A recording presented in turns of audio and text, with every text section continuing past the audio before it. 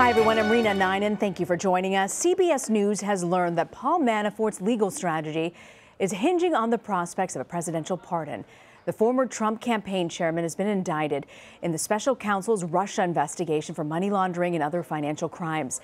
He denies the charges against him and is vowing to fight them in court. This comes as the New York Times reports that the president's former lawyer, John Dowd, spoke with Manafort and Michael Flynn's defense team and discussed the idea of a pardon. The question now becomes, was the idea of a pardon floated as a way to influence how Flynn and Manafort handle the charges against them? John Dowd left the president's legal team last week. Today, White House Press Secretary Sarah Huckabee Sanders was asked about the New York Times reporting.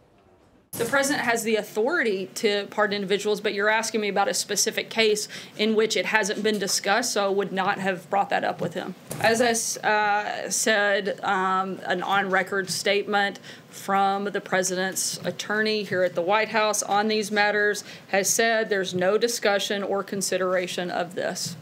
We're going to go to our Jericka Duncan, who is on the front row there. Jericka, so much on this presidential pardon. What do you make of the White House's response on this story? What I make of it is what they continue to do, which is try and play it as safe as possible. That is a very serious story that came out of the New York Times within the hour, essentially saying that the president's former attorney, John Dowd, may have in fact offered pardons to two people who are now a part of this investigation by the special counsel. As you heard Sarah Sanders here today say that there were, quote, no discussions or considerations of pardons, and continued to refer everyone in this room to a statement by Ty Cobb. Jericka, the fact that, we also heard Sarah Huckabee Sanders say that the president has the authority to pardon, but that I believe the exact words was, this case has not been discussed. Are they very concerned that this has come out at this point? It's hard to discern whether or not they're very concerned that this has come out, as much as they are sticking to their one line, no discussion or consideration of pardons. And as you heard, there were at least 4 or 5 questions surrounding that article that again just came out.